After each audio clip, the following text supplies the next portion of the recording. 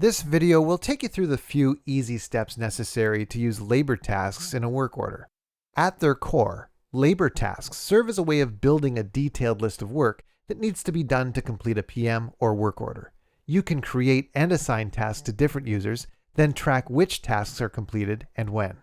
Let's take a look at the Labor Tasks tab in a work order. I'll select a work order for my CNC lathe. To edit my first task, I'll select that task. I'll start by adding a description of the task. Check and grease the chain on the chip conveyor. I'll assign this to one of my technicians by opening the Assigned To dropdown. I'm estimating that this will take roughly 30 minutes, so I'll add this to the time estimate field. This estimate is very important when calculating your work order backlog. Further down, you can choose a task type. General tasks are the default tasks. They simply track whether a task is completed or not. Text result tasks let the user enter any additional text when completing a task. This can be useful when a task has a result like pass or fail.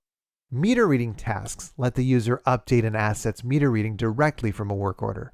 You'll just have to pick the meter unit and you're good to go. This is especially useful in a scheduled maintenance to periodically update an asset reading. For those that have Visual Operating Procedures feature enabled, files, notes, or links can be added to the task by selecting the large Add sign. I'll add a file.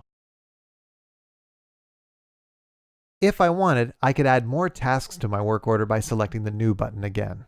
Now let's look at adding task groups to work orders. Instead of adding individual labor tasks one by one, I can add a whole task group to the work order. Managing task groups is covered in a different video. To add a new task group, I'll select the Multiple New button. I'll pick my CNC lathe checklist task group, which is then added to the work order. From here, I can confirm the task group details. I'll assign all the tasks to the same technician.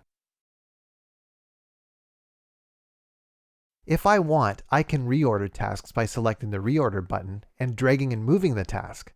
I'll now save my work order. All technicians assigned to tasks will receive a notification immediately. I'll now sign in as a technician, complete the tasks, and close off the work order. Checking each task will automatically fill my name in the Completed by User, as well as the date completed and the time spent. I could also click on any task and edit that information manually. I can also add some completion notes. I'll press OK when I'm done filling out the labor task forms. Once I close off the work order and save it, the hourly wage of the user is multiplied by the hours spent on each task to calculate the total labor costs of the work order. We can see this in the work log or in cost reports. And that's it. Thanks for watching the video.